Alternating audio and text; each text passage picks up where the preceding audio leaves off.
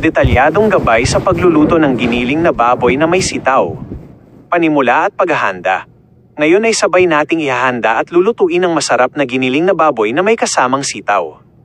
Ang unang hakbang ay ang paghahanda ng mga hinugasang sariwang sitaw.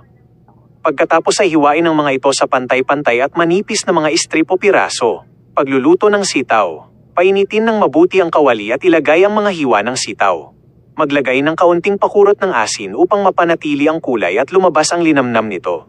I-stir-fry ang sitaw hanggang sa ito ay lumambot at pagkatapos ay itabi muna ito sa isang tabi. Pagluluto ng giniling na baboy. Painitin muli ang mantika sa loob ng kawali. Ilagay ang giniling na baboy at i-stir-fry ito ng maayos. Habang nagluluto, siguraduhing durugin ito ng paunti-unti at patuyuin ang taglay nitong moisture o katas. Pagdaragdag ng mga pampalasa. Isunod na idagdag ang mga tinadtad na bawang at siling labuyo, bird's eye chili sa kawali. Ibuhos din ang dark soy sauce at cooking wine upang madagdagan ang kulay at aroma ng ulam. I-stir-fry ang buong timpla ng magkasama hanggang sa ito ay maging mabango at flavorful. Pagsasama ng lahat ng sangkap, ilagay na pabalik sa kawali ang mga nilutong sitaw na iyong itabi kanina.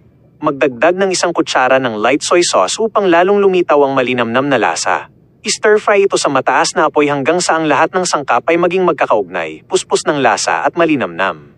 Paghahain. Sa ganitong paraan ng pagluluto, ang mga sitaw ay magiging napakasarap, malinamnam at puno ng katakam-takam na lasa. Maaari mo na itong hanguin, ilagay sa plato at ihanda para ihain sa hapagkainan. Subukan mo na ring gawin ito sa inyong tahanan sa lalong madaling panahon.